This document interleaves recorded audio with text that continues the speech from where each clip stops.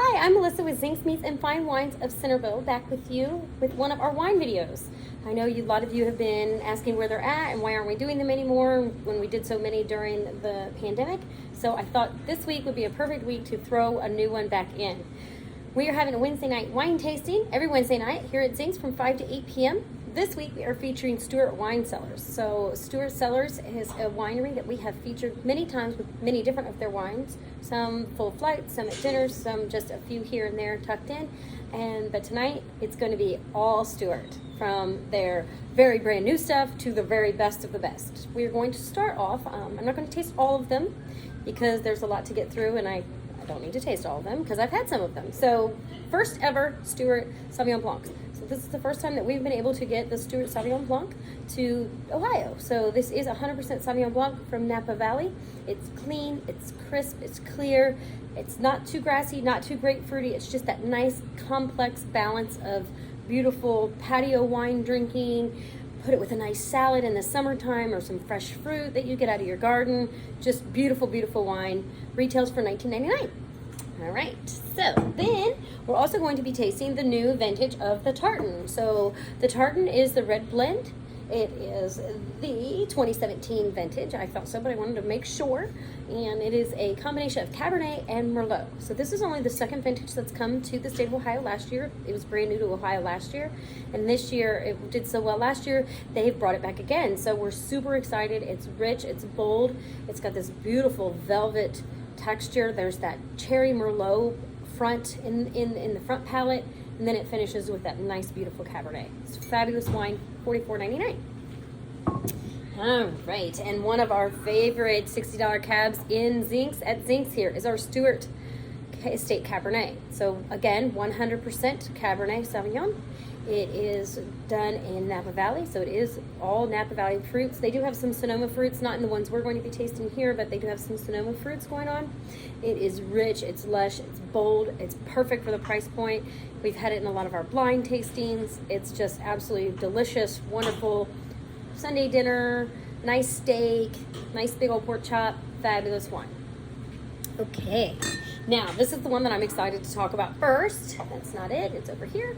This is called Thistle and Thorn. So this is a brand new wine to Ohio for us. I've actually never had it until today, and it's fabulous. So it is a beautiful Cabernet. It's what they are calling their entry-level Cabernet. So some of this wine does come from the other vineyards that go into the Tartan and into the Estate Cab, and something that maybe just doesn't quite get that perfect ripeness that they want, the perfect flavor that they want, then we'll go into this introductory wine. It's $29.99. It is 100% Cabernet. It is full of big, beautiful cocoa fruit front, dark cherry, luscious.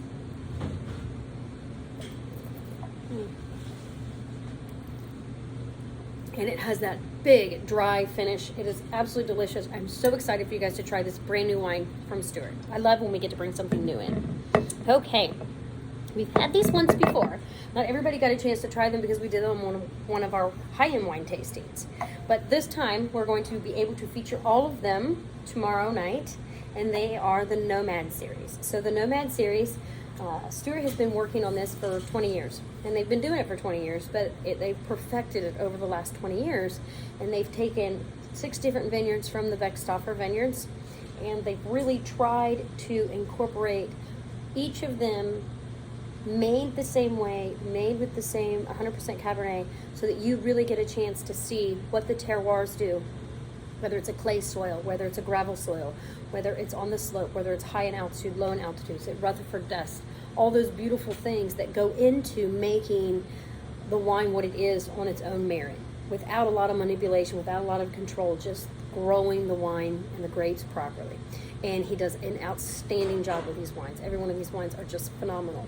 But I'm going to read to you as we go along the tasting what they want you to know about the wines, not necessarily what I want you to know. Tomorrow night you have to come see what I want, or what I like, or what I think of the wines.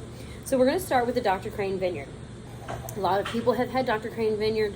There are a lot of different people that source of Dr. Crane Vineyards. It is one of the older of the vineyards. 1858 was the founded vineyard year. And let's see what they say. They say this is a tart, tangy, intense red from the legendary vineyard. Excuse me. Soft and velvety, lush on the mid palate. Caramelized oak, baked cherries, and cranberries. Layers of complex and length, and seasoning with clove and nutmeg. Okay.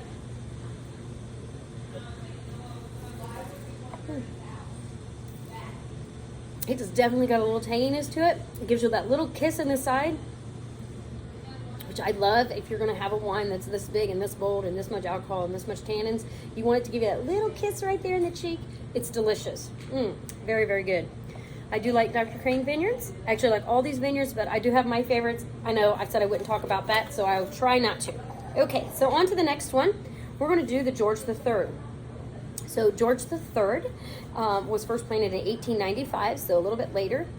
It was placed under the land conservation easement that prohibited non-agricultural development. So he was one of those people that helped keep Napa Valley an agricultural area more so than an industrial or a living area. Okay, so residential, excuse me. All right, so this says that this is the Rutherford Vineyard provides brightness and depth to the proceedings. A mix of shy floral tones, fresh currant, high-toned flavors, and backbone of soft, rounded caramel, velvet texture, finished with cinnamon toast. All right, let's see if this has some cinnamon in it, I guess. Ooh, it has a little spicy something. It's got a nice, big, huge nose.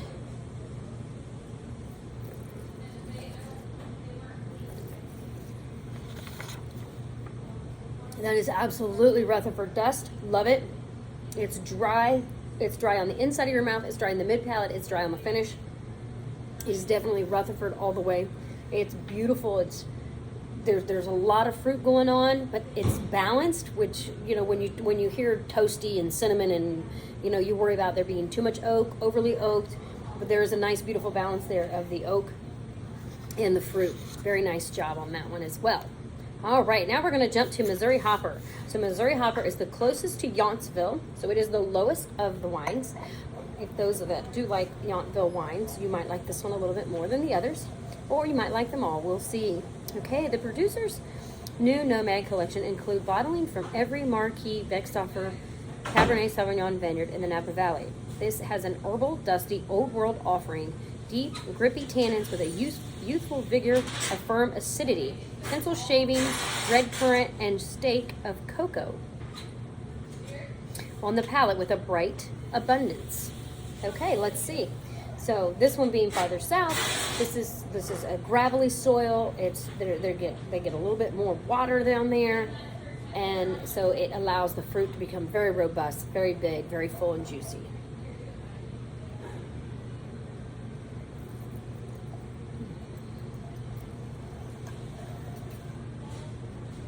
You definitely get that little pencil shaving, so it's a little chalkiness to it. People call it pencil shavings, but it's kind of like a chalky dryness to it. There is definitely a little bit of cocoa there. You can smell the cocoa, and you can actually taste some of the cocoa, which is really nice. That's a nice finish on that wine. Okay, Las Piedras. So Las Piedras has been one of the first St. Helena vineyards for Beckstoffer, and it's been around for about 150 years. So it's done some time and some love, and really done a well job of growing the terroir, giving back to the terroir, letting it build itself, letting it irrigate itself, doing a really beautiful job with this wine. A lot of us haven't had the Las Piedras from Beckstoffer because not everybody uses that vineyard. So this one is velvety thick layers of coconut, black licorice, wine, expands on the palate of complex, full-bodied, and fleshy waves. Remaining fresh and herbal with the glass, blackberry fruits take on its own baked quality and a grand finish. So, I kind of like this one. It's got a beautiful nose, big, strong.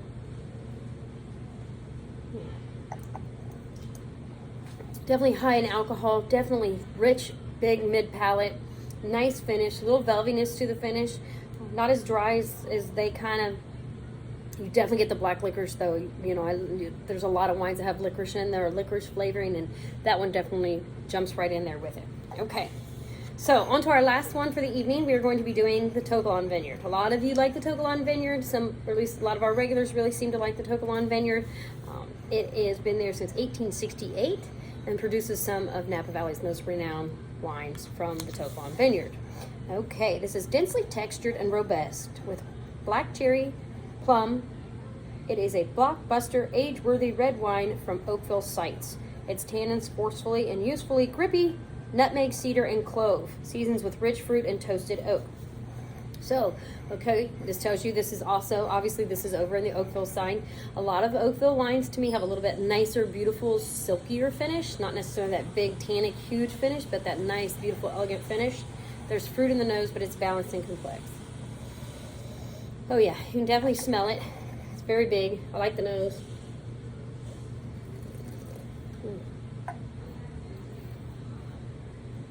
You would almost think there's a little Petit Verdot in there. It's so silky and finishing and smooth. Very balanced, perfectly balanced. Absolutely delicious. I will not tell you my favorite again until tomorrow, but this is what we're doing tomorrow night. We have every Wednesday night we have wine tastings. So tomorrow night is Stuart. Come and visit with us 5 to 8 p.m. at Zink's Meats in Centerville. Cheers!